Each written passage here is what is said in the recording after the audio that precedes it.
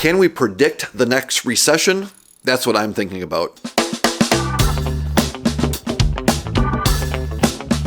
Hey, before we jump into talking about when the next recession is coming, I wanted to remind folks to hit the subscribe button if you're watching this on YouTube. If you get this on email and you find it valuable, forward it along to somebody so we can grow the outreach of the What I'm Thinking series. So, talking about recession now, here we are post-election, right? There's a lot of conversation about what the new administration's policies will be. Will it be able to implement the tariffs that they're talking about? Like, what do we do with our money? The markets, seems to be at all-time highs, or it seems every day seems to be getting a new all-time high. Like, what do we do about this? Is there a recession coming? I was reading recently a really great article by a guy named Ben Carlson. He writes a blog called A Wealth of Common Sense. We'll put a link in the show notes to that. If you're into this sort of thing, his work is really great. I don't know him personally, but really love his things. And he wrote an article. It was titled Predicting the Next Recession. And one of the things he talked about was looking back.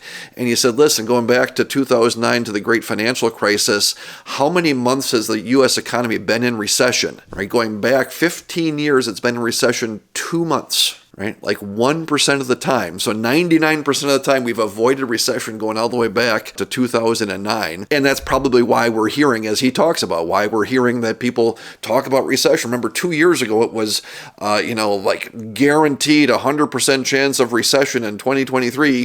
Of course, that didn't come out to be. And looking back historically, the article says that about once every 7 years we have a recession. We've been through 2 cycles without any extended recession. Like, okay, that's why it's out there. But one of the things about, maybe this should be a New Year's article instead of a Thanksgiving time article, about predicting the future, especially when it comes to something like the economy or the stock market that have so many inputs. It's not a one-trick pony.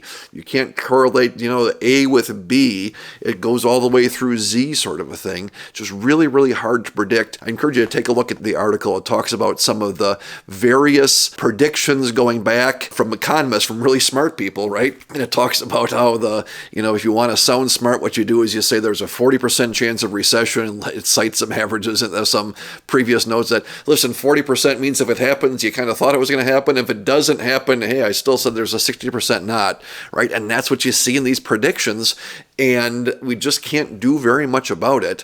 One other thing that I wanted to highlight in this article is he says going back since 2009, the market has been down over 15% 5 separate times, right? So 5 separate times, and yet we've only had 1 recession in that time.